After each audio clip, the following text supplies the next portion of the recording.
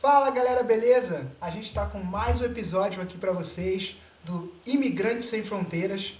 Eu tive que reduzir o Imigrantes Sem Fronteiras porque é um nome muito grande, então o nome do nosso canal vai ser Sem Fronteiras. Porque sem fronteiras, porque limites, por, porque fronteiras não limitam sonhos.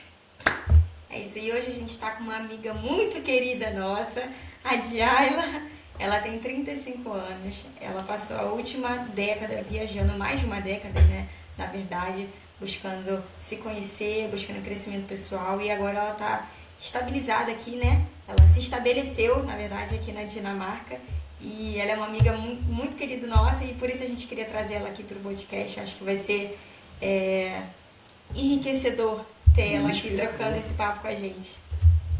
Seja Bem-vinda! Obrigada! Obrigada. Para mim também é uma honra ter a oportunidade de estar aqui falando com vocês sobre um assunto que é muito interessante para mim. Adoro, adoro. E como é que você começou a viajar o mundo, assim? Cara, eu sempre tive um sonho desde pequena, não sei te dizer de onde que esse sonho surgiu, mas eu sempre fui muito interessada por tudo que era de fora. Eu sempre fui muito curiosa para entender as coisas que não faziam parte do meu mundo. E eu queria, desde os 15 anos, fazer high school. Lembra que tinha essa época que você podia fazer high school nos Estados Unidos? E eu queria muito fazer isso. Importunei a minha mãe, a minha adolescência toda, ela nunca permitiu. Falou, imagina, você não vai morar sozinha na sua idade num outro país, jamais. E aí eu aguardei até a universidade, né? Eu falei, não, a minha oportunidade vai chegar. E quando eu entrei para a faculdade no Brasil, foi quando eu tive, pela primeira vez, a chance de fazer um intercâmbio. E eu consegui uma bolsa de 100%, me apliquei sem contar pra ninguém, não contei pra minha família, não contei pro meu namorado, não contei pra ninguém. E aí quando eu recebi a resposta dizendo que eu tinha sido aceita, que eu consegui a bolsa de 100%, aí eu falei pra todo mundo, eu falei, olha, agora vocês não têm motivo pra me negar, eu vou. Sou de maior, tô indo embora. Nossa, que legal. E qual país foi esse que você... Foi a primeira Foi vez? pra Espanha. A Espanha foi o primeiro país que eu morei Uhum. fora do Brasil. Voltando um pouquinho, só que eu tenho essa curiosidade, como é que foi a sua criação? Você sempre foi incentivada a ser livre, a ser independente? Ou você tinha uma família muito tradicional que tentava te conter, mas você tinha esse fogo dentro de você e você queria voar, ser livre? Como é que foi essa infância? Eu acho que os meus pais eles tinham perfis diferentes. A minha mãe sempre me incentivou muito a ir atrás dos meus sonhos. Eu acho que ela queria, né, viver tudo aquilo que ela não viveu através das filhas. Então ela sempre incentivou muito a gente a fazer o que a gente quisesse. Só que eu acho que na cabeça dela tem um momento certo para tudo, né? Então ela me achava muito nova naquela época, mas ainda assim ela sempre me pagou curso de idiomas, ela que me incentivou a estudar espanhol, eu queria fazer... Na verdade, ela me incentivou a estudar o inglês, porque eu queria só fazer o espanhol, e ela falou, não, você precisa do inglês também, porque o inglês vai te abrir portas. Com E aí quantos ela anos você falava, começou o curso de inglês? eu comecei o inglês fora da escola com 11 anos de idade, junto com o espanhol, eu fazia os dois ao mesmo tempo. Uhum. E quanto tempo durou o seu curso? Você conseguiu ficar fluente morando no Brasil? Ou você acha que foi quando você saiu que as coisas desenvolveram? Eu desenvolvi bastante no Brasil. Eu recebia feedback muito positivo dos meus professores sobre as minhas habilidades. Eu acho que eu tenho aquela coisa que quando você escuta as pessoas falando, você consegue imitar. Então eu sou boa com idiomas. Mas eu tinha insegurança, né? Eu acho que o que me travava era o medo de não conseguir me comunicar, de as pessoas não me entenderem, de pensar que eu queria dizer algo, mas não conseguir falar. Então, acho que na Espanha foi quando eu deslanchei, assim, e comecei, de fato, a perder o medo e começar a falar mais. Tanto o espanhol, eu não quis morar com brasileiros, todos os brasileiros moravam juntos, e eu falei, não, eu vou morar com espanhol. Nossa, que diferente, né? Normalmente Exatamente. as pessoas têm medo de, por ter medo de arriscar a falar outra língua, a viver novas oportunidades, elas ficam justamente com brasileiros para poder Se sentirem se seguras. sentirem seguras. E você Exatamente. bateu né, Não, eu... na cara e na coragem, como a gente diz. Meu E como é estilo. que, e, e, e como é que foi morar sozinha, assim, ir sozinha para um lugar que não era familiar. E a expectativa, né, de você querer morar fora e finalmente você tá fora. Como é que foi pra você a expectativa e a realidade? Cara, me marcou muito. Eu consigo, assim, só de pensar nesse momento, eu consigo lembrar das sensações que eu sentia quando eu saí pela primeira vez nas ruas, assim, na cidade onde eu morava, em Burgos. E eu olhava ao meu redor, assim, e eu falava: Caraca, eu tô na Espanha. Caraca, eu tô fora do Brasil, sabe? Foi um momento muito especial. Acho que a primeira semana que eu tava lá.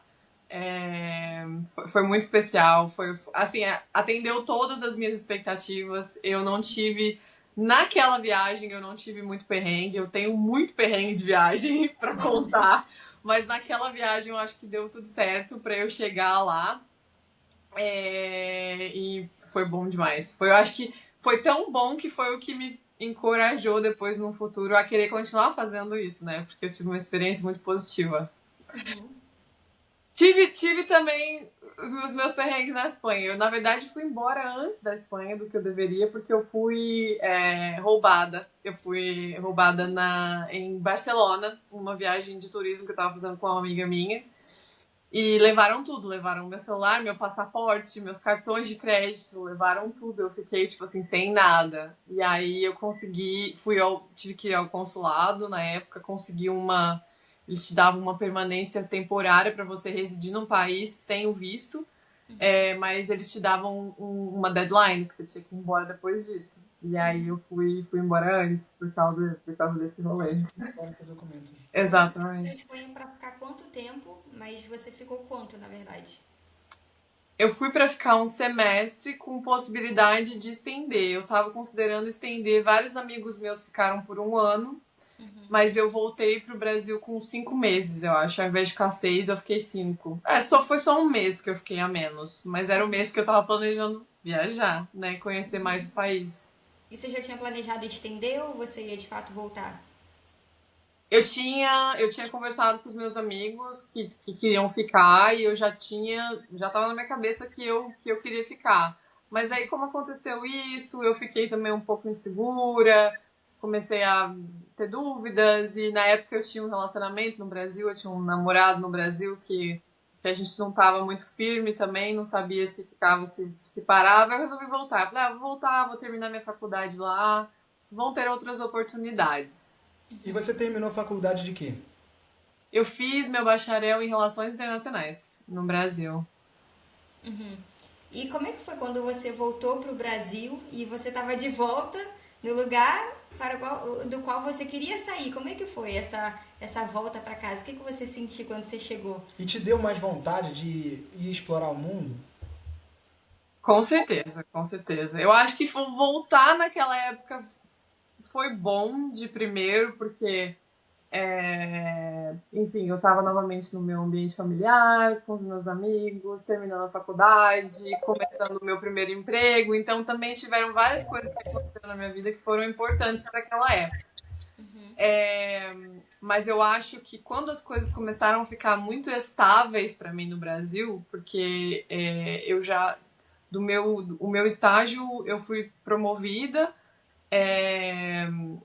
e acho que na época o meu gerente gostava muito de mim, então ele fazia muitas promessas pro meu futuro dentro da empresa. E acho que aquilo na época me assustou um pouco, porque eu falei assim, peraí, eu tenho o quê? Eu tinha 22 anos, eu acho. Eu tô com 22 anos, eu sou muito nova, eu não quero já planejar o meu futuro, minha carreira no Brasil, eu quero ainda ver o mundo. E aí acho que isso foi o que na época me incentivou a pedir demissão. Eu falei, não, eu preciso viajar mais, eu preciso experimentar mais antes de saber o que eu quero pro meu futuro. E aí foi nessa época que eu fui embora novamente do Brasil. E para onde você foi? Fui pra China. Logo ali. Logo ali, né? Do outro lado. Que grande que você saiu da Espanha, onde as pessoas falam em espanhol, você falava espanhol, pra China. E que nem todos, né, falam inglês lá. Você foi a trabalho ou o quê? Eu fui fazer um estágio pago na China. E Essa viagem foi assim, nada do. Eu não estava esperando, nunca se passou pela minha cabeça que eu iria para a China para morar, para trabalhar, para qualquer coisa. Quando eu estava procurando estágios, oportunidades no exterior, eu estava focando muito na Europa. E alguns países fora da Europa, mas países também que falavam ou espanhol ou que eu tinha alguma conexão, por exemplo, eu considerei algumas vagas no México, eu lembro na época, considerei vagas na Turquia, que era um país que eu tinha um sonho de conhecer. Mas aí essa empresa chinesa me achou na plataforma de candidatos e eles entraram em contato comigo e me fizeram uma proposta que na época eu não conseguia recusar, porque era muito boa. E Você eu sabe o falei, nome cara, dessa plataforma?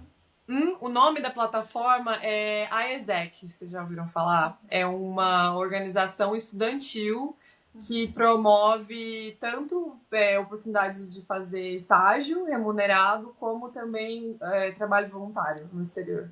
E é bem acessível. Essa plataforma, ela é para todos os tipos de graduações ou para pessoas específicas de relação internacional e aí facilita a procura de emprego?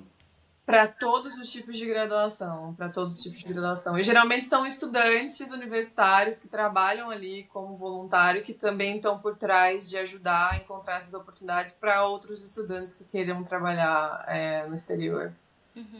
É muito legal, é uma coisa muito bacana. Não, Aí eles te acharam nessa plataforma. Me acharam meu currículo. Como é que foi? Tipo, caraca, Beleza, recebeu a proposta, falou, mãe, tô indo pra China. E aí? como é que seus amigos, caraca, tu vai pra China, tu não tá satisfeito com a Espanha? Olha, eu não lembro exatamente o que as pessoas falaram, mas provavelmente foi alguma coisa tipo assim, tu é doida mesmo, né, Jaila? Vai, se joga.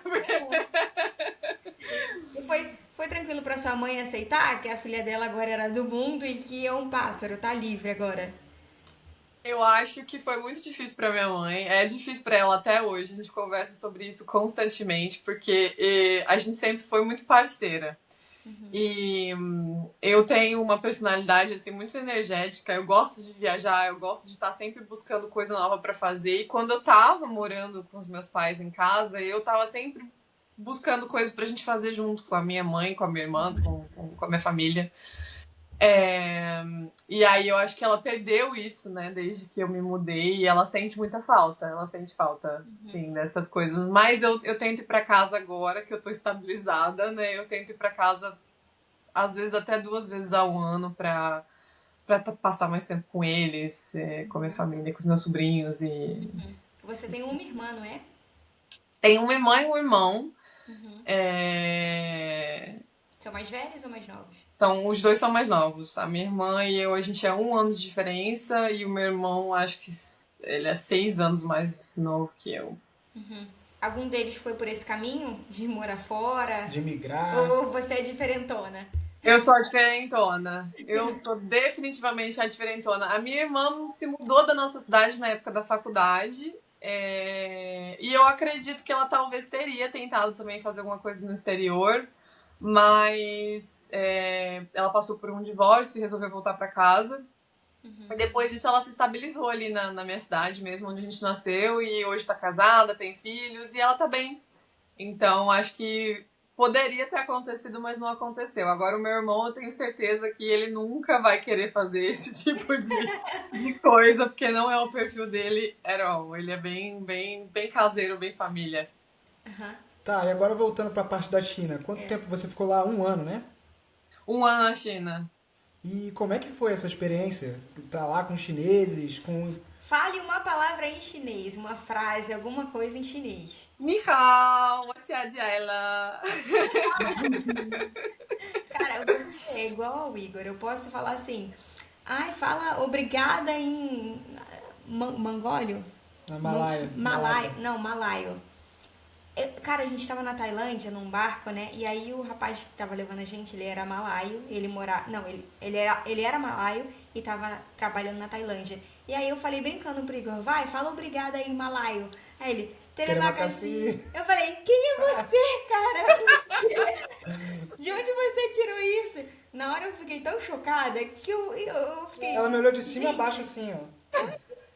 esse homem com quem eu me casei. Eu fiquei meio sem entender, sabe? E você é a mesma coisa. Eu lembro quando a gente treinava junto, né? Eu falava de um país ou alguma coisa, uma experiência, e você falava, eu morei lá. A gente falando da Rússia uma vez, e do nada você, eu morei na Rússia. Eu falei, o quê? Quem é você? Me conta essa história. E aí, depois da China, né? Você já teve muitas experiências em vários países. Quantos países você já conheceu? Olha, eu não sei exatamente quantos países eu conheci. Não tenho não tenho essa conta assim na ponta do lápis, digamos. Mas eu morei na Espanha, morei na China, morei na Rússia, morei em Israel, Dinamarca, Itália. Eu acho que são assim 6 ou 7 países que eu já morei. Estamos por aí. Caraca. Não, mas vamos começar pela experiência da China. A China, como é que foi a experiência da China? E depois, o que te fez sair da China? Né? Porque a China, nos dias de hoje, todo mundo conhece a China como tecnológica, que está há 50 anos na frente do mundo inteiro. E o que te fez sair da China e ir para Dinamarca, por exemplo? Por que ir para Israel ou Rússia? Olha, na China, a China foi fantástica. Na verdade, todos os países que eu morei, eu tenho muita coisa positiva para falar. Eu não tive experiência muito negativa até então. É claro que tem os lados bons e ruins de tudo, mas o que ficou gravado para mim na China foi a experiência fantástica, porque com a Espanha eu tinha expectativas positivas que foram entregues, mas com a China, na verdade, eu não sabia o que esperar. Eu não sabia. Eu tinha medo de não gostar, porque eu tinha medo de. Eu sou uma pessoa que eu gosto muito de natureza, eu gosto de estar perto de natureza, e eu achava que a China ia ser uma concrete jungle, né? Prédio, prédio, prédio, concreto, gente. Então eu não sabia o que esperar. Mas eu amei viver, morar lá. Eu sou muito feliz que eu tive a oportunidade de fazer isso. Fiz um dos melhores amigos da minha vida na China. Eu tenho uma amiga russa que eu tava viajando com ela agora, mês passado. A gente se conheceu na China, depois a gente morou junto na Rússia. Ela é muito especial para mim. Então, no ponto pessoal, a minha vida na China foi maravilhosa. Agora, do ponto profissional, foi um pouco traumática. Porque tem essa diferença cultural, né?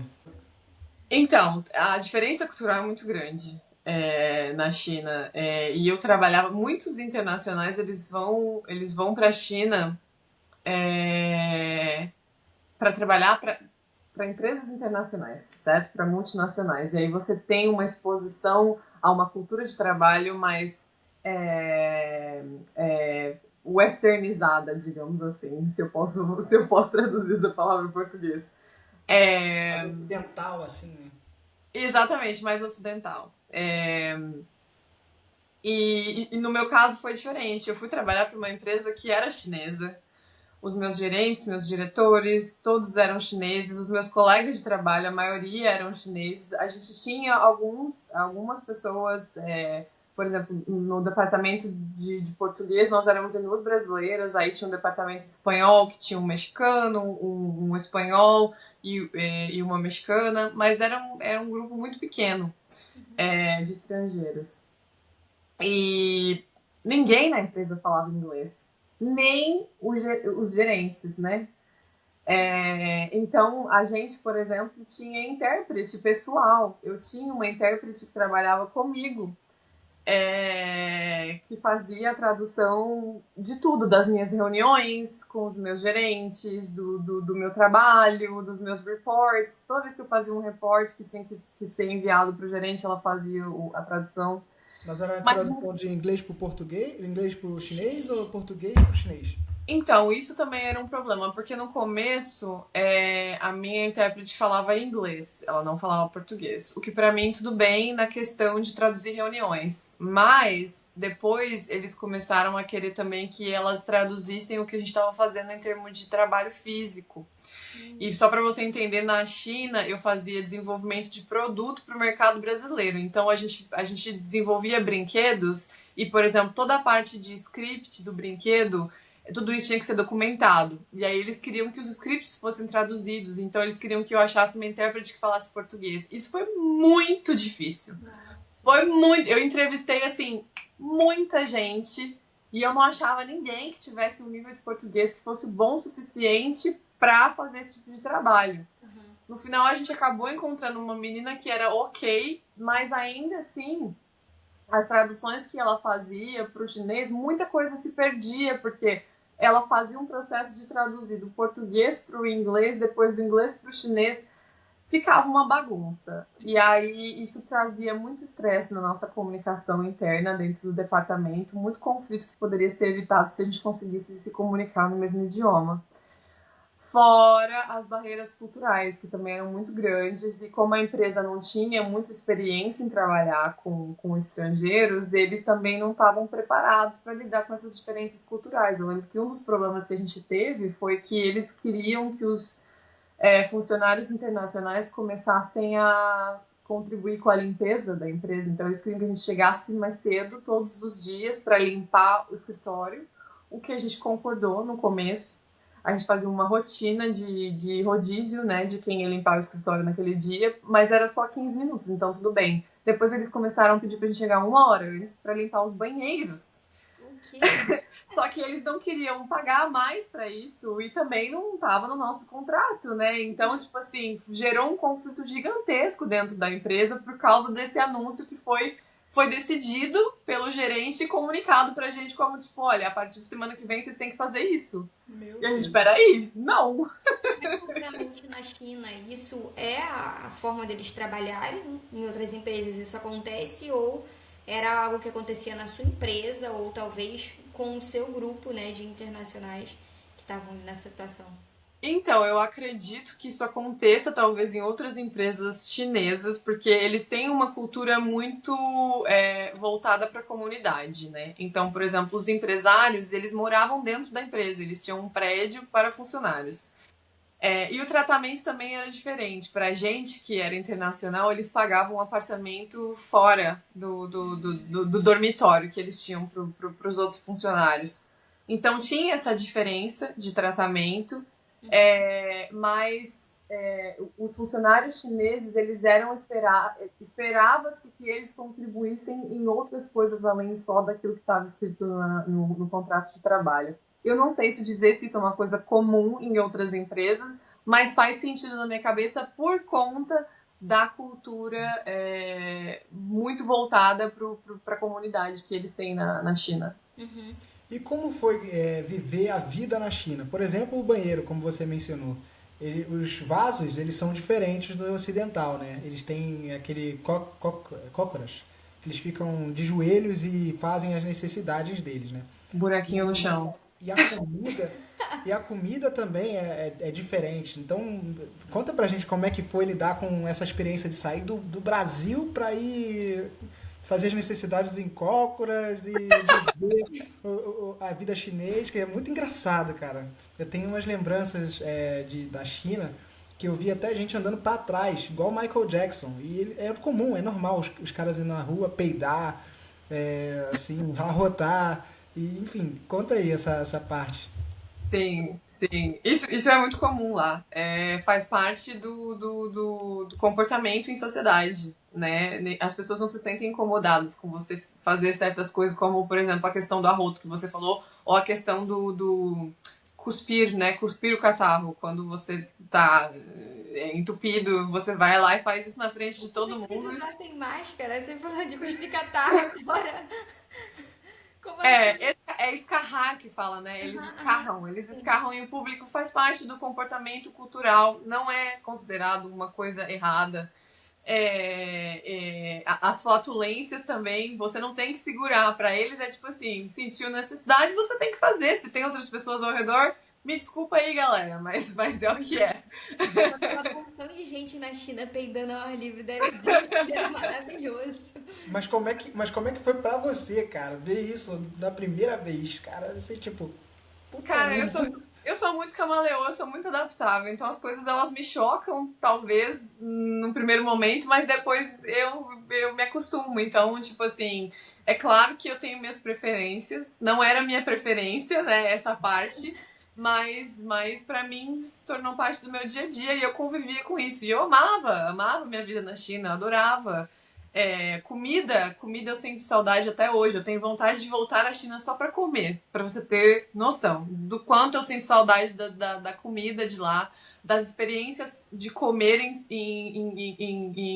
em comunidade também, porque a gente ia muito pra esses, a gente chamava de barbecue street, que é o churrasquinho de rua que eles têm, né? Amava, eu tenho memórias assim muito especiais de sentar com os meus colegas, com os meus amigos depois do trabalho, e comer espetinho e tomar cerveja, de sentar num restaurante e pedir diversos pratos, né? Você pedia de tudo, você saía pedindo, eu quero isso, quero isso, quero isso, quero isso, quero isso, e aí eles trazem aquele monte de comida, coloca na mesa e todo mundo começa a comer um pouco de tudo que tá ali. Não é igual a gente que tá aqui na Dinamarca, né? Há muito tempo. A gente sabe que aqui é o oposto, é o extremo oposto. Se você vai pedir uma pizza, você não compartilha a sua pizza, é uma pizza por pessoa. Então, tipo assim, é muito diferente, mas pra mim não Se era uma coisa que adaptou. pesou muito. Não, Eu conheço pessoas que vão pra China e não comem, por exemplo. Eles comem só em casa. Mas eu não tava nem aí. Já tive muito piriri de comer coisa que tava vencida, porque eles vendem produto vencido, né? Mas eu comprava mesmo assim, comprava iogurte, às vezes que tava inspirado. Eu também já tive muito piriri na China. O Igor, quando ele ia pra Ásia, era certeza, porque o Igor não pode ver uma barraquinha na rua com procedência duvidosa, que ele, opa! Não, mas cara, é muito bom. Só quem vive sabe o quanto é bom. Inclusive, foi você que levou a Karine pela primeira vez para comer a comida asiática, né? Porque ela queria viajar para a Ásia. E a primeira experiência foi com você. Primeira Você levou ela experiência? No Aarhus, né? No restaurante Mas não chinês. foi a minha primeira experiência, foi a primeira vez naquele restaurante, mas não foi a primeira experiência. Então qual foi?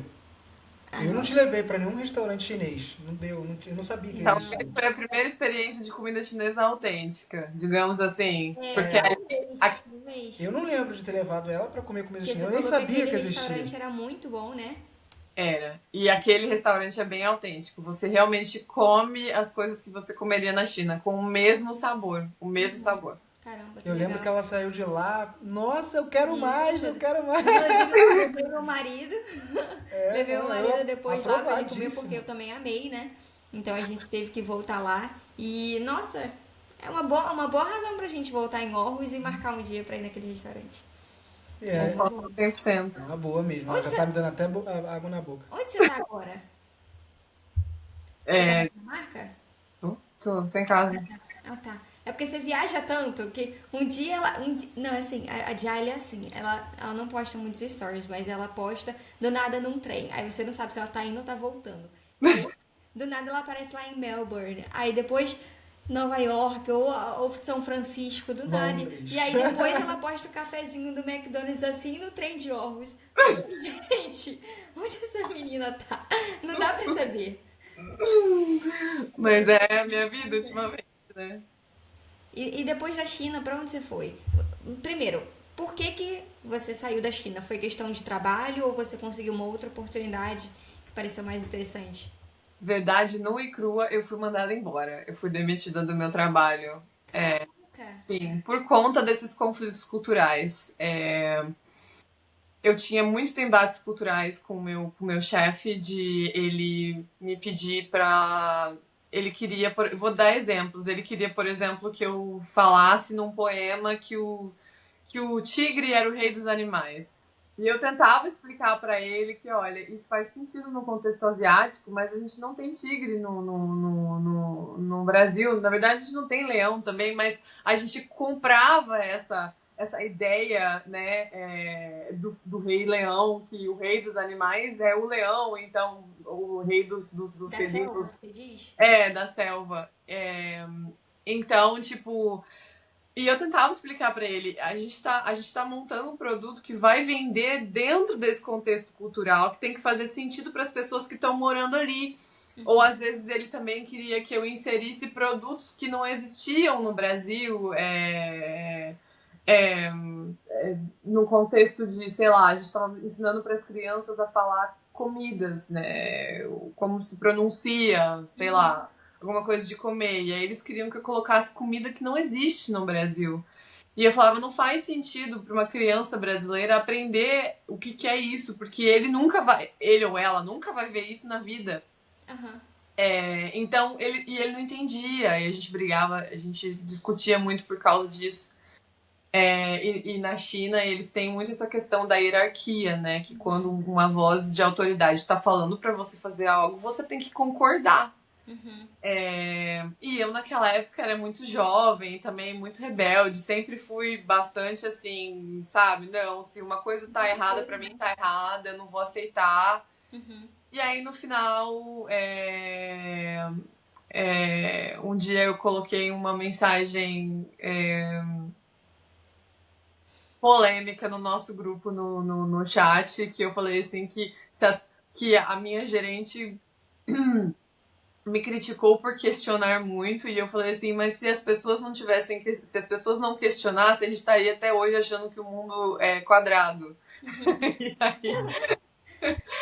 E aí, depois daquilo, eu fui chamada para uma conversa particular com o meu gerente. Fui informada que eu seria enviada de volta para o Brasil antes do meu contrato, porque eu não encaixava no perfil de funcionários. Eu não era uma boa influência para os funcionários da empresa. E como é que você recebeu essa notícia? No momento você ficou meio desesperada, meio sem chão ou o quê? Eu fiquei arrasada porque eu amava a minha vida na China, eu não queria ir embora. Eu esperava que eles fossem dar continuidade no meu contrato, e eu queria ficar pelo menos mais um ano. Na verdade, eu queria ficar para sempre lá. Na época eu não tinha vontade de voltar, nenhuma. Então eu fiquei muito triste, mas eu não fui a primeira pessoa que eles fizeram isso. Eles fizeram isso com outros colegas meus também, fizeram isso com 2 pessoas antes de mim, depois fizeram comigo, depois fizeram com outras pessoas depois de mim. Continuam fazendo. Continuaram fazendo. Então, tipo, eu entendi que não era uma coisa pessoal, né? O que foi importante pra mim na época, processar a dor que eu tava sentindo. Mas foi difícil. Foi difícil ter que voltar pro Brasil. Você sempre foi uma pessoa bem resolvida ou você fez terapia a partir dessa época ou já fazia? Como é que é essa sua questão da saúde mental e das mudanças? Porque na época você falou que você ficou arrasada, né, e tal, mas como é que foi pra você aceitar? Foi um processo natural de você entender que você estava se mudando ou você já fazia terapia e precisou de ajuda pra digerir essa notícia? Eu sempre soube que saúde mental era uma coisa muito importante. Eu sempre tive vontade de fazer terapia, mas nunca foi prioridade no budget da minha família. Colocamos assim. Então, eu acho que é uma coisa que eu só consegui fazer de fato quando eu me tornei financeiramente independente. Eu faço terapia já tem 4 anos, eu acho. Mas naquela época eu não fazia. E pra mim foi muito difícil, foi uma rejeição, né? E lidar com rejeição nunca é fácil. Eu sofri muito na época. A parte de me distanciar dos meus amigos, que eram muito importante pra mim naquele momento, foi muito difícil. E se a gente entrar nesse tópico, a gente vai falar de coisas assim que, tipo, de fato, isso se tornou uma rotina na minha vida depois. Porque sempre que as coisas ficavam difíceis, eu queria me mudar para um outro país, porque eu me acostumei com isso. De que deu ruim aqui, a gente muda. Deu ruim ali, a gente muda. E isso é uma coisa que depois, mais tarde, também eu tratei em terapia. Tipo, eu estou na Dinamarca por causa da terapia, porque senão eu também teria fugido. E depois da China, você voltou. Você tentou de alguma forma reverter essa situação, conversar com alguém, procurar uma outra empresa e ficar? Ou você veio para o Brasil e recomeçou? Tentei. Eu consegui na época uma carta de recomendação de uma outra empresa para voltar para a China, mas eu tinha que sair de lá de qualquer forma. Então eu tive que ir para o Brasil. E eu acho que quando eu voltei para o Brasil, na época eu ainda era bem imatura e eu tava ainda com aquela sensação de rejeição, e aí eu desisti, eu não tive coragem de voltar. Eu poderia ter aplicado para o visto novamente, poderia ter voltado, mas eu não consegui. E aí eu resolvi ficar no Brasil por um tempo, depois eu comecei a buscar outras coisas. E nesse processo, qual foi o próximo país que você buscou? Rússia. Sério? Por quê? Quando eu falei para vocês que na China eu fiz amigos para a vida toda, né? E a minha melhor amiga naquela época, ela era russa e a gente não conseguia se comunicar porque ela não falava inglês, eu não falava russo. Ela falava o mandarim dela era muito fluente, mas eu só arranhava também no mandarim. Então a nossa comunicação ela era muito pobre, mas era uma mistura de inglês com mandarim, com um pouco de russo que ela me Mímica. ensinou. E de vontade. Mistura E de muita vontade. A gente sempre soube que a gente queria ser amiga e que comunicação não ia impedir isso. Então a gente se virava com o que a gente conseguia. Gesto, tudo. A gente precisava de tudo na nossa comunicação. É, isso me gerou um interesse muito grande de aprender o russo. Também porque me ajudava no contexto profissional, dentro da empresa na China, o departamento russo era muito mais maduro do que os outros departamentos, então eu tirava muita inspiração quando eu aprendi a ler o cirílico, eu conseguia entender quais eram as chamadas de marketing que os desenvolvedores do mercado russo estavam fazendo, e aquilo me ajudou muito no meu processo criativo também. Mas aí virou uma coisa que eu trouxe para minha rotina. Eu fazia aula particular com uma professora no Skype.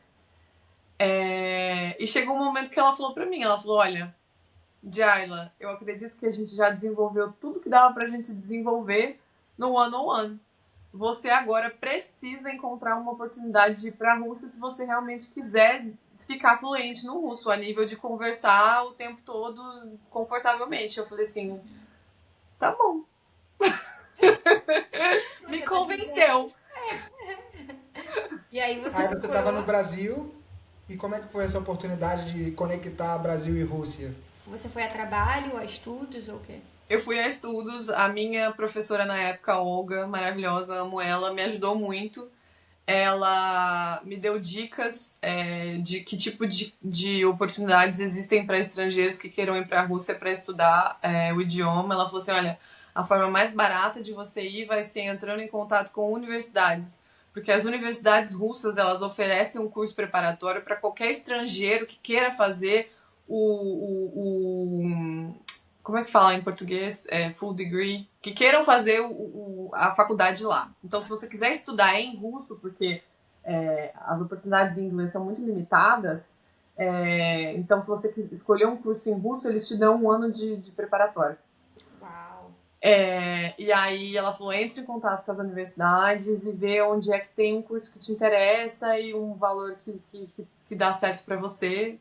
E aí eu fiz isso, eu entrei em contato com as universidades, encontrei uma universidade em Ekaterimburgo, que foi para onde eu fui, e eles ofereciam esse curso de um ano de russo intenso, onde você estudava das 8 às 4, era como um trabalho, russo. E a gente tinha matérias, na verdade era como universidade, né? A gente tinha matérias durante o dia de gramática, leitura, literatura, fonética, tudo que você imaginar, só voltado para estudar o idioma. Foi maravilhoso. Mas você conseguiu. Como que você conseguiu se manter? No sentido, você se planejou financeiramente na China, você conseguiu juntar um dinheiro e depois ela falou assim, agora a gente já conseguiu, então vamos para a Rússia. Aí você foi, você conseguia trabalhar, ou você só estudava? Como é que foi esse processo? Eu exatamente o que você falou, eu juntei dinheiro na China do meu trabalho, porque eu ganhava bem lá e a empresa cobria a maioria das minhas despesas, cobria aluguel e comida. Então eu juntei muito dinheiro na China e aí eu usei essa reserva para ir para a Rússia para passar esse ano lá, porque o meu visto não me dava direito de trabalhar. E aí, qual que é seu nível de russo hoje? Entre a A1, A2, B1, B2? Não hoje, mas na Meu, época, de repente. O meu nível de russo, quando eu saí da Rússia, ele tava no B2. É conversacional, né? Eu consigo manter conversas em russo, mas eu não sou fluente. Eu acho que é um idioma muito difícil de você atingir fluência. Acho que teve um ministro uma vez que falou que não importa quantos anos as pessoas morem na Rússia, elas sempre vão cometer erros gramaticais, e isso, de fato, é verdade.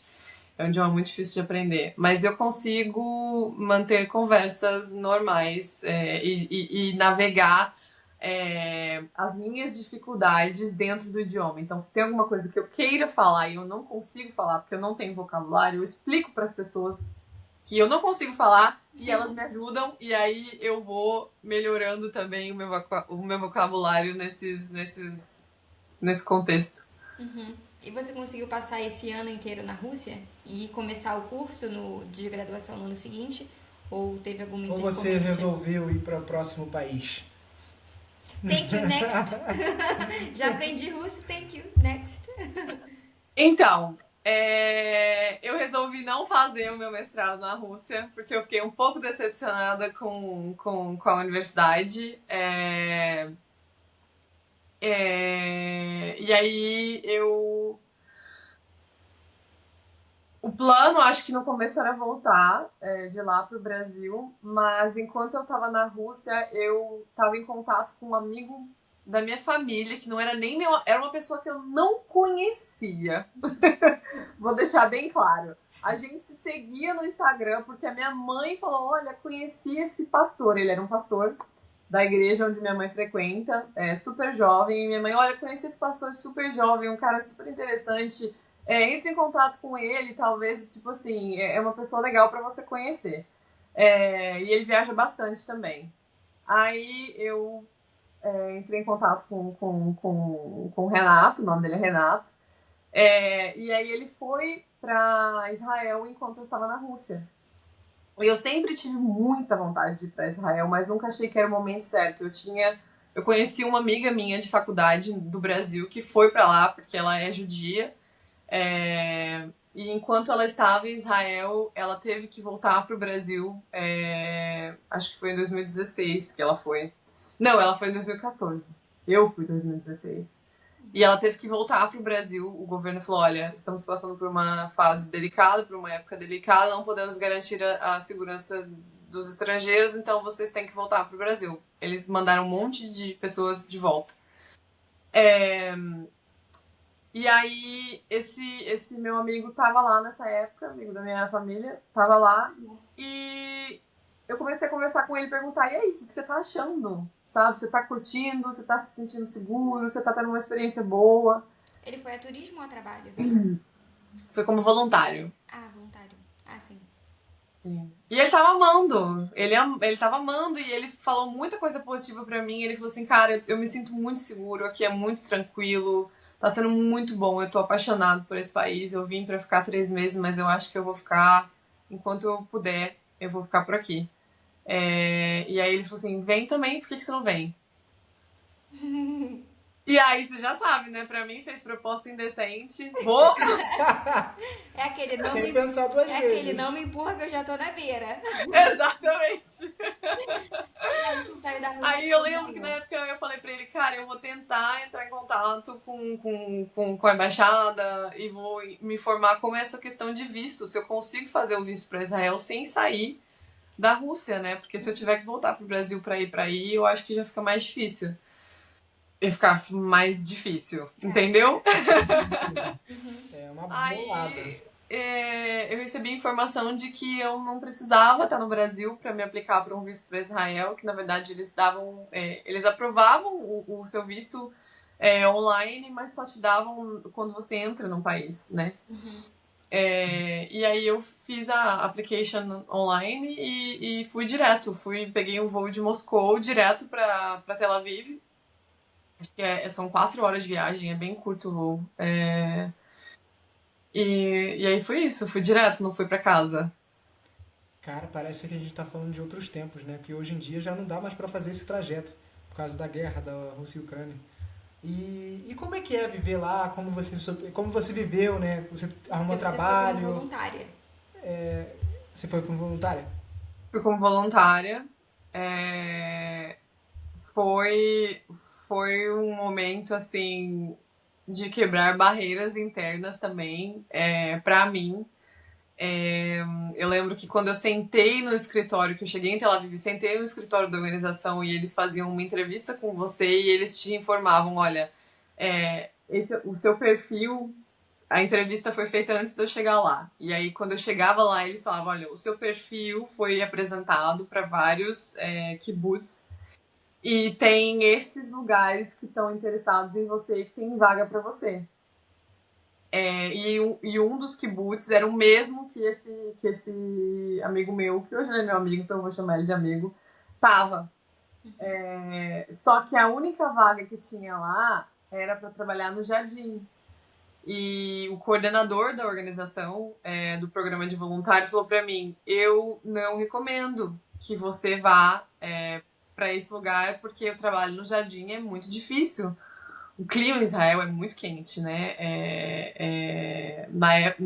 Na região onde eu estava não era deserto, mas era semi-desértico o clima. Então era muito quente, a gente estava no meio do verão. E ele falou: é um trabalho muito difícil, você vai ter que pegar enxada, às vezes, sabe? Tipo, levantar pedra, cortar árvore, não é tipo só. Difícil fisicamente também. Exatamente. Então eu não recomendo. Mas, historicamente, existiu uma outra voluntária que trabalhou nessa mesma posição, uma menina da Alemanha, e ela deu conta. Então, tipo assim, não recomendamos, mas se você realmente quiser ir, já foi feito antes, então é possível. E aí me deu um desafio, né? Eu adoro, tipo, deixa eu provar pra mim mesma aquilo que eu dou conta e aquilo que eu não dou conta de fazer. Então eu falei, não, eu quero, eu vou. Uhum. E eu fui, foi Quanto tempo fantástico. você ficou nesse trabalho? Eu fiquei 6 meses em Israel. No verão, trabalhando com jardinagem. Trabalhando. Nossa, meu! Caraca, mano, eu não ia. Eu não faria. Eu Olha que eu também. sou atleta. Eu tenho disposição física, mas no verão, rapaz. Não, e você falou que foi uma época em que você quebrou barreiras internas. Você diz no sentido físico, de fazer um trabalho físico, por questão de trabalho braçal mesmo, você não queria, não estava disposta a fazer esse tipo de trabalho? Ou que tipo de barreira foi essa que você teve que romper?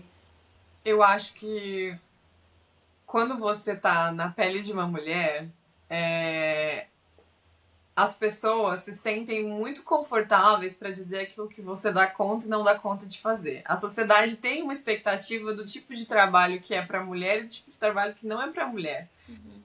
A minha vida inteira eu me lembro de ouvir esse tipo de comentário, na maioria das vezes de outros homens, mas às vezes também de outras mulheres. Tipo, isso aqui não é pra mulher, isso aqui não é pra você. Eu lembro que eu, às vezes, queria pintar o meu quarto. E eu falava assim, não, deixa que eu pinto. E aí o meu tio interrompia e falava, não, você não vai dar conta, você não vai conseguir fazer isso. Você acha que pintar é fácil? É difícil. Aí ele ia lá e fazia. Então, tinha várias coisas que eu sempre quis tentar fazer e as pessoas não me deixavam fazer porque elas assumiam que eu não ia dar conta. E isso me frustrava muito, porque eu acho, tipo assim, deixa eu descobrir sozinha se eu dou conta ou não. Então, acho que pra mim, ouvir uma pessoa me dizendo eu não recomendo, mas se você quiser vai lá e faça, me dando essa liberdade de tomar a decisão de não, eu quero tentar. Eu quero tentar e eu quero descobrir. Pra mim, isso foi a barreira que eu quebrei. Tipo, não, agora pela primeira vez eu tô me sentindo livre pra tomar essa decisão. Eu vou lá. E se eu tiver que quebrar a cara, eu quebro, mas eu vou tentar. Eu, aqui em casa, porque eu também fui protegido pelos meus pais, né? Então eu não sei fazer muitas coisas que a sociedade espera dos homens. Olha só, eu não sei, por exemplo, pegar uma furadeira e furar a parede. Hum. Sabe quem sabe? É aqui, a minha Eu, esposa. Ela vai lá, ela furou, ela pega o parafuso, e eu que deveria ser o homem da casa, não sou. mas eu acho que assim, a gente como mulher, a gente gosta de entender sozinha onde a gente pode ir, onde a gente não pode, o que a gente deve, o que a gente não deve. Eu não quero que ninguém fale pra mim que eu não devo pegar uma furadeira e abrir um buraco na parede, porque, sei lá, porque eu sou fraca, vai ficar torto. Eu quero ir lá e fazer. E na maioria das vezes dá certo.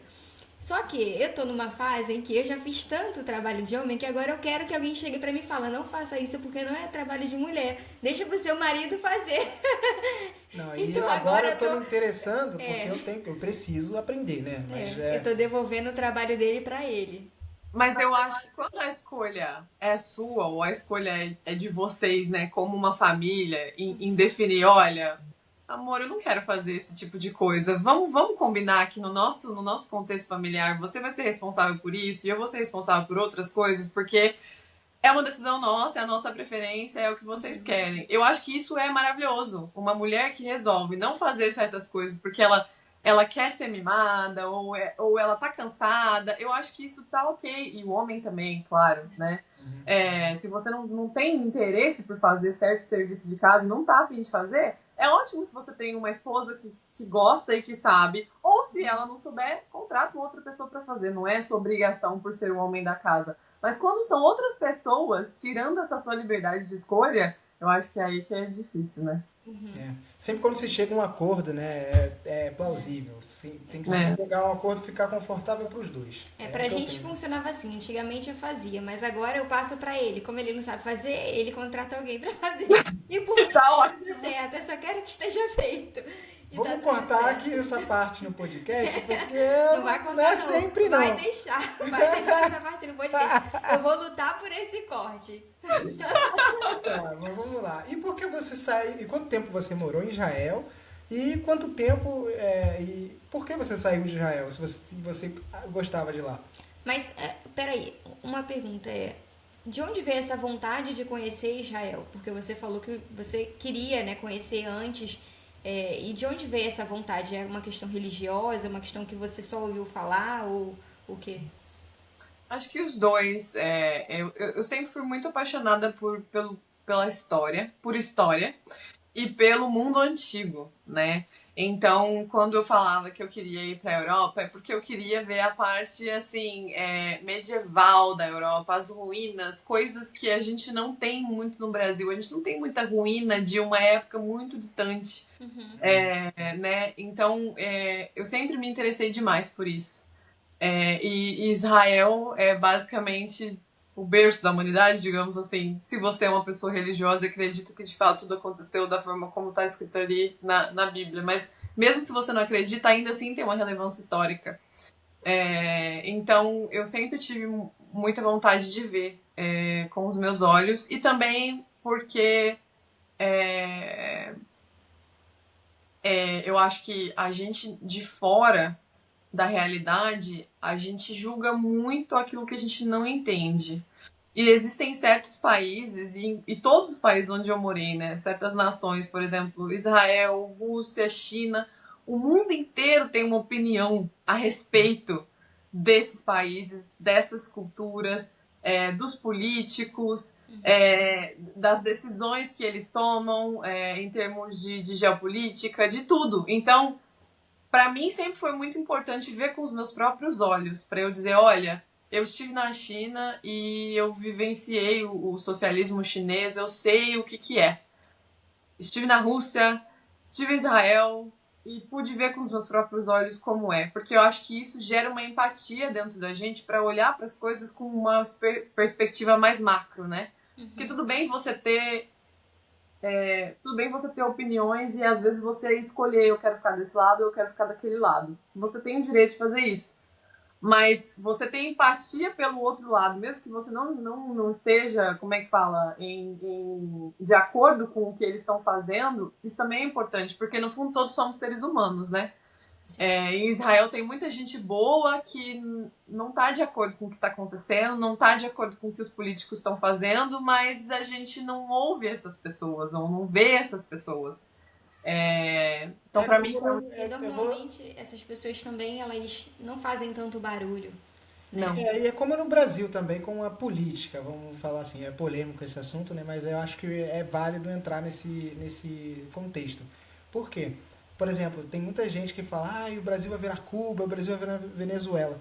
mas nem sequer foi lá ver a realidade de Cuba, de Venezuela, sabe? Eu acho é bom ter as próprias experiências e poder falar, né? Pô, na verdade o socialismo chinês funciona melhor do que nossa democracia, né? Que, não, bem, não é tanto assim, né? Mas, sabe, ter as próprias ideias, as próprias opiniões antes de julgar os países, os outros, sabe, a cultura e a sociedade, enfim. Eu acho isso legal, ter a própria experiência. Sim, eu acho muito importante. E voltando para Israel, você, né, voltando a sua história para Israel, mas quanto tempo você ficou lá, nesse voluntariado, e como é que foi a sua estadia lá?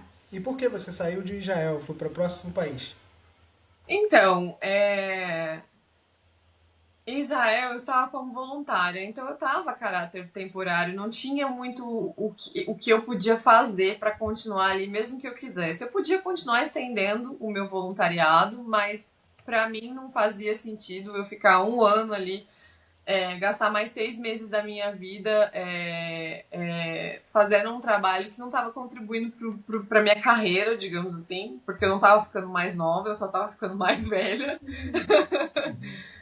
Então, acho que tipo assim, foi uma experiência que foi válida pelos 6 meses que eu fiquei ali, mas não fazia sentido para mim ficar mais. A não ser que eu encontrasse uma proposta de emprego, talvez, para ficar ali, mas eu também não procurei. E também é muito difícil, né, você conseguir ser sponsored, né, por outras empresas para trabalhar no exterior. Vocês sabem disso. Então, naquele momento da minha vida não era uma prioridade. É, qual foi a pergunta mesmo? Desculpa. Por que eu Por saí de Israel? que você saiu de Israel e por Por qual essa motivo? razão. Essa razão, né? E É, como foi a próxima país? Se foi sim. Dinamarca, se for outro país, Itália. Por quê? E por que dessa decisão? Então, e aí o segundo motivo é o que vai fazer sentido para onde eu fui. Eu voltei pro Brasil. E o segundo motivo pelo qual eu fui embora de Israel é porque dessa vez eu já estava quase 2 anos sem voltar para casa, sem ver minha família, e eu tava morrendo de saudade. Tava com muita saudade. E aí me deu uma sensação, naquele momento da minha vida, o meu coração tava me dizendo que eu queria tentar voltar pro Brasil e me estabelecer no Brasil e estar mais perto da minha família. E foi o que eu fiz. Eu voltei pro Brasil no mês de 2016 e fiquei lá até 2018.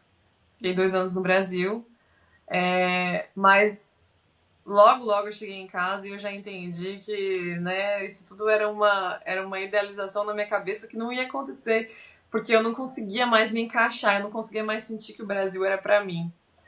É E eu. exatamente nesse assunto que eu queria entrar, porque quando a gente sai, a nossa cabeça parece que ela expande, né?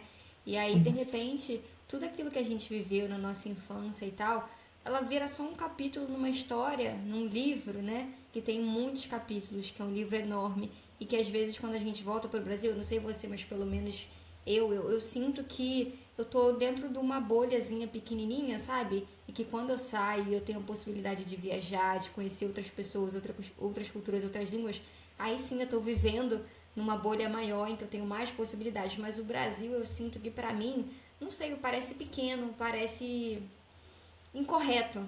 Eu me sinto meio fora, sabe, de sintonia e tal. E como é que foi pra você depois de ter visto tantas culturas, voltar e ver sua família e muitas vezes também, provavelmente aconteceu, mas ver pessoas que você cresceu e elas provavelmente estarem vivendo as mesmas situações, talvez até no mesmo emprego depois de anos, sabe? E sem muita Tem uma perspectiva, rotina e você sem explorou essa outras rotinas, perspectiva. outros mundos e Às vezes esse é o caso, mas às vezes a sensação é até diferente, porque eu acho que uma das maiores dores que eu senti numa época é de achar que as pessoas no Brasil não estavam esperando por mim para viver a vida delas. A vida delas estava seguindo em frente, continuando, e eu já não fazia mais parte disso. Então, quando eu voltava para lá, tinham sim essa sensação, às vezes, de achar que as coisas meio que estavam estagnadas em determinados contextos, mas também tinha essa sensação de achar que, tipo, caraca, ou a última vez que eu vi o meu primo, ele era desse tamanho. Olha o tamanho que esse menino tá agora. 3 vezes maior que eu, sabe? É um homem. Ou então, tipo, olha tudo que aconteceu na vida dessa pessoa desde que eu saí. Já tá casado, já é gerente da empresa, não sei do que, nananana. E eu ainda tô aqui, sabe? Em algum momento, eu Viajando vou te o fazer uma mundo. pergunta que foi o que aconteceu comigo, né? Em algum momento você se sentiu, nessas viagens, você se sentiu culpada por estar longe da sua família enquanto eles estavam se reunindo e vivendo, você se sentiu talvez um pouco culpada por não passar natais, aniversários com eles? Eu te pergunto isso porque quando eu vim pra Dinamarca, eu me senti um pouco culpada, sabe? De ver eles final de semana no churrasco, a família toda reunida e menos eu. E aí parecia que era culpa minha que a família não tava toda reunida. Mas quando eu voltei, essa última vez, por exemplo, que a minha irmã tinha acabado de ter um filho, eu deixei um pouco a culpa de lado, porque elas estão vivendo a vida delas, e não tem por que eu me sentir culpada de estar vivendo a minha e, sabe, ser uma experiência completamente diferente. E como é que foi pra você voltar a ver todas essas pessoas que evoluíram, outras que talvez tenham estagnado, mas como é que foi pra você voltar e ver que você viveu muito e que elas também viveram muito e são escolhas diferentes, sabe?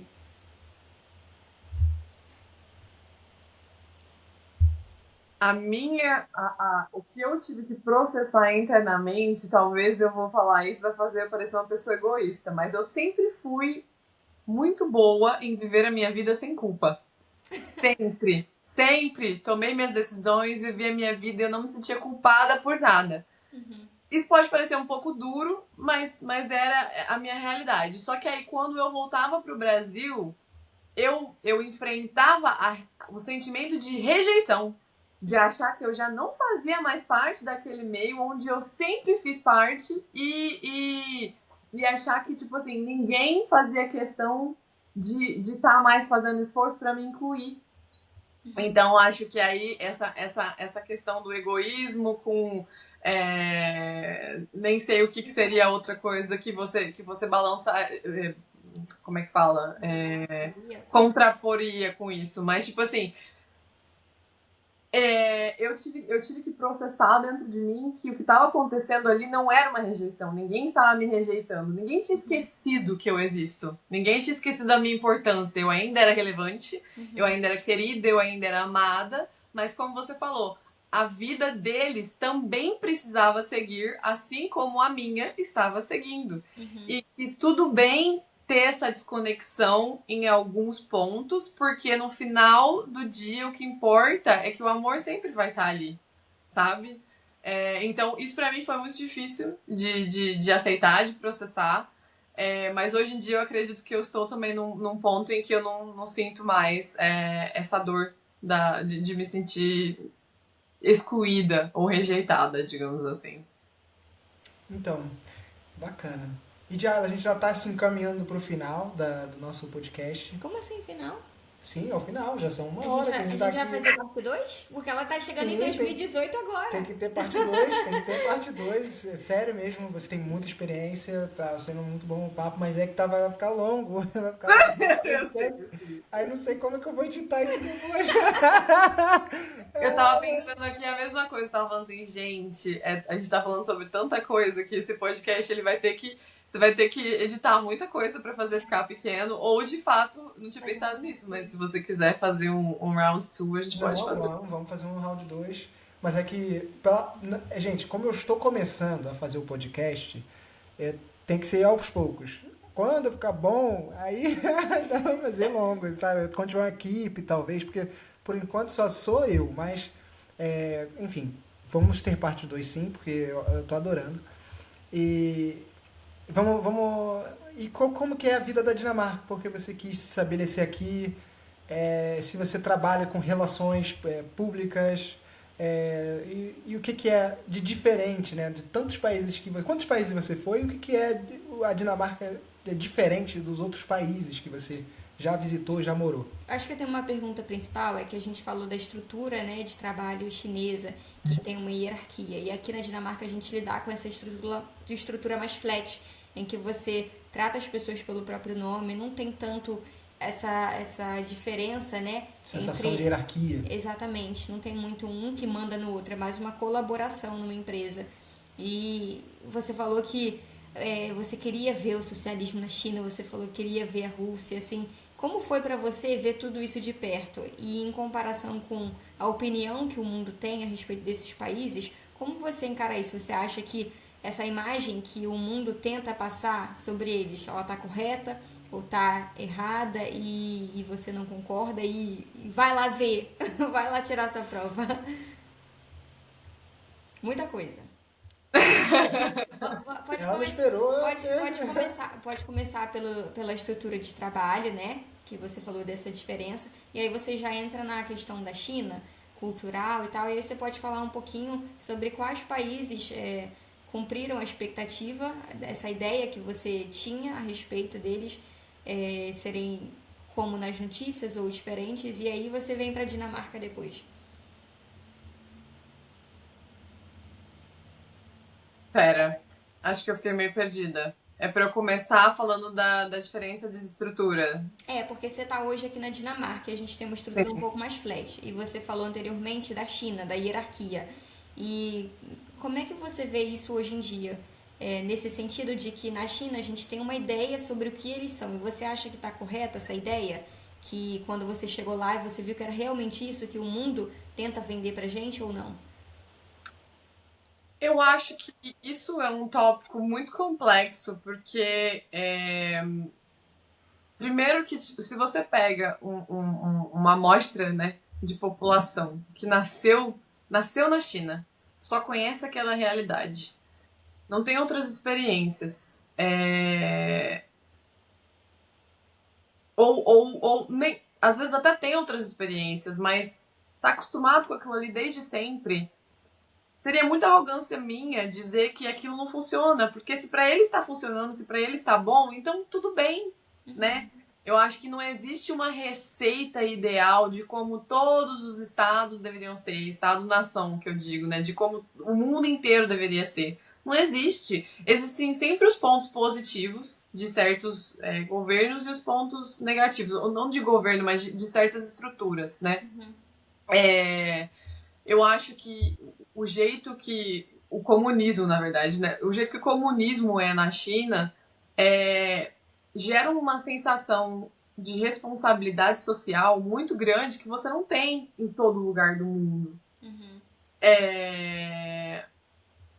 Então, talvez pra gente seja muito difícil se adaptar àquele contexto, mas não porque o contexto é ruim, porque pra gente a gente foi criado de outro jeito, então é muito difícil se adaptar. Mas para outras pessoas às vezes não é difícil, para outras pessoas é maravilhoso você se adaptar a isso, porque é o que você precisa. Aqui na Dinamarca, eu encontrei um lugar onde pra mim faz sentido. Pra mim, de Ayla, eu gosto muito de como as coisas funcionam aqui. Eu tenho as minhas críticas, eu tenho. Sempre a gente vai achar alguma coisa pra criticar. Às vezes a gente reclama aí que os médicos não dão a atenção que a gente queria ter. Entendeu? Às vezes a gente reclama disso ou daquilo, mas pra mim, o que eu valorizo muito aqui, que é uma coisa que eu não teria no Brasil, por exemplo, essa oportunidade de gerenciar o meu tempo, que pra mim é a coisa mais valiosa que a gente tem, de você ter a liberdade de gerenciar o seu tempo de uma maneira que te traga qualidade de vida e que funcione pra você. Não porque está sendo imposto, que é assim que o seu tempo tem que ser gerido, mas porque você encontrou a forma ideal de gerenciar o seu tempo. Então, essa liberdade que eu tenho aqui no meu contexto de trabalho, de fazer os meus horários, de às vezes começar um pouco mais cedo, terminar um pouco mais cedo, ou começar um pouco mais tarde, terminar um pouco mais tarde, e saber que porque a cidade é tão pequena e tudo tá tão perto, eu ainda termino minha jornada no fim do dia e tenho o restante do dia para fazer tudo aquilo que me traz benefício mental, eu acho que isso para mim é muito bom. Mas a sociedade dinamarquesa e a forma como as coisas estão estruturadas na Dinamarca, elas também geram o distanciamento social, né? Que é o que pra gente, vindo de uma cultura mais quente, mais latina, mais grudado, e talvez também para os asiáticos seja difícil demais, e talvez também para outras culturas ali do Oriente Médio, que também são muito família, para eles também talvez seja difícil adaptar a forma como as coisas são aqui. E o que você falaria para as pessoas que querem seguir o seu caminho, que querem viver essa jornada? O que você poderia dar de conselho para eles? Ou elas? Cara, Eles e elas. eu acho que se a pessoa tem vontade de fazer isso, porque isso não é para qualquer um, né? Tem gente que já nasce sabendo o que quer fazer da vida. Olha, eu com tantos anos quero estar fazendo isso, depois quero me casar com tantos anos, quero seguir carreira, quero fazer isso, quero fazer aquilo, e para essas pessoas isso funciona. Mas para as almas assim inquietas, né, curiosas, que têm muita vontade de viajar, de conhecer o mundo, não tenham medo de fazer isso, porque vai ser uma experiência de vida que vai te trazer uma perspectiva global, ampla, tão, tão importante, que não tem nem como a gente medir o valor agregado das experiências que eu tive na minha vida. E eu não vou mentir e dizer que foi fácil. Não é fácil. Eu não vou mentir e dizer que eu nunca me vi numa situação de perigo. É mentira. Mas eu também já me vi questionando,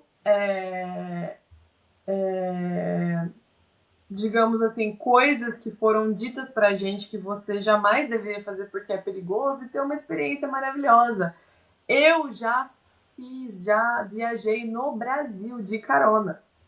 Já viajei no Brasil de carona, pedindo carona na estrada. Meu Deus.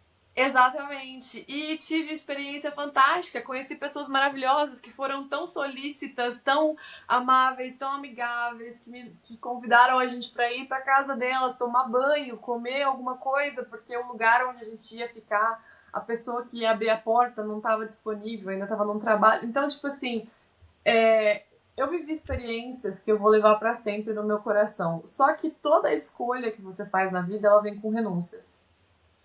E hoje eu tenho 35 anos e eu não tenho a mesma senioridade profissional que muitas pessoas da minha idade têm.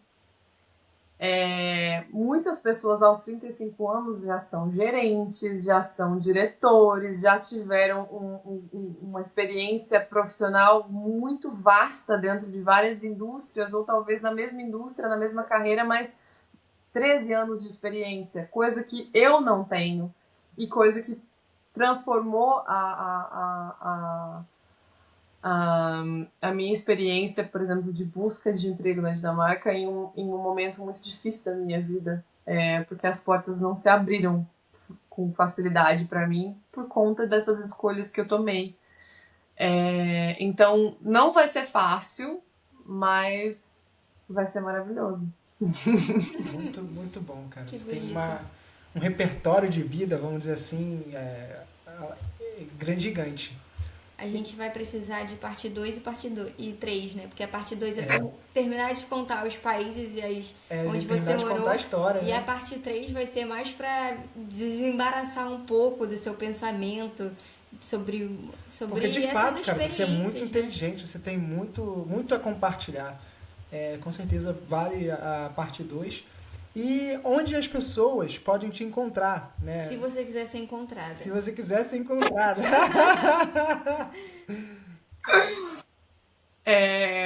Bom, eu sou muito ativa nas mídias sociais.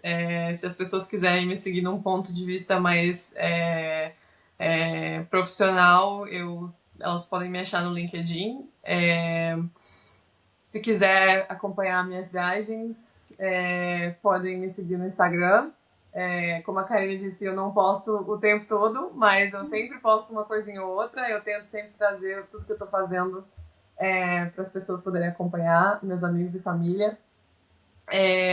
Acho que esses seriam os canais que fariam mais sentido, assim. E se alguém tá na Dinamarca, quiser me conhecer, é mais do que bem-vindo de entrar em contato e me convidar para tomar um café, alguma coisa do tipo. Vou adorar conhecer gente nova sempre. Qual Muito é o seu interessante. Instagram? Meu Instagram é Djaila Rosa, @Djaila Rosa. Djaila é meio complicado, né? Então é DIAYLA. Ok.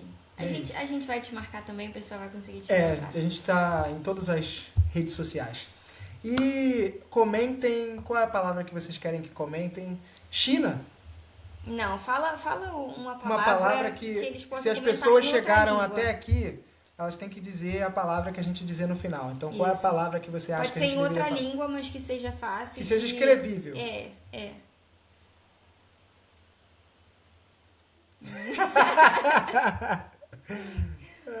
Uma palavra, não sei, um oi ou alguma coisa, mas que quando você falar, eles consigam entender e escrever da maneira que se pronuncia. Natureza, pode ser natureza.